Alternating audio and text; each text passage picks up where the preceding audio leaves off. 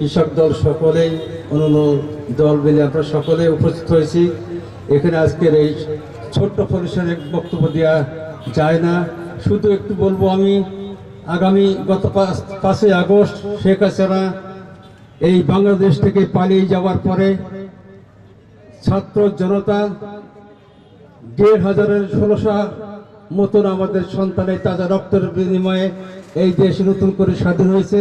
সেই রক্তের উপরে আমরা কিন্তু দাঁড়িয়ে আছি, আমাদের সন্তানদের উপরে এবং জনতার উপরে আমরা দাঁড়িয়ে আছি। যাই হোক, আজকে আমাদের সজাগ হতে হবে যে ভুল দিয়ে আজকের এই গত সরকার খুনি হাসিনা আমাদেরকে যেভাবে আমরা এখানে যারা উপস্থিত হয়েছি, আমরা 16, 17, 18 বছর উপস্থিত হতে পারি নাই। আজকের যে দিন আসছে সামনে, আমাদের দেশ নায়ক তারেক রহমান, বিএনপির ভারপ্রাপ্ত চেয়ারম্যান সাহেব, গত কয়েকদিন আগে আমরা খুলনায় একটা প্রশিক্ষণে আমরা গেছিলাম, আমার আহ্বায়ক সাহেব সহ আমার যুগ্ম আহ্বায়ক সাহেব আমরা অনেকে গেছিলাম। উনি একটি কথা বলেছে যে আমাদের স্বপ্ন, বাংলাদেশের স্বপ্ন এবং আমার কৃষকের স্বপ্ন আমরা বাস্তবায়ন করবো ইনশাল্লাহ আগামী দিনে।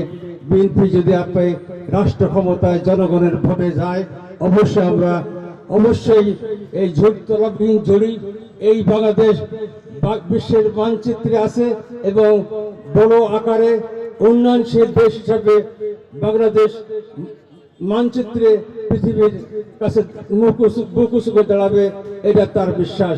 সেই বিশ্বাসটা হলো আবার সামনে উপবিষ্ট যারা আছেন আমাদের সকলের সমন্বয় এবং কৃষকের জন্য কৃষক উৎপাদন করবে, সেই উৎপাদনের ফসল নিয়ে আমরা আমাদের আর কোনো দেশ থেকে আমাদের ওই কেনাকাটা করে চাল ডাল কোনো কিছু আনা লাগবে না।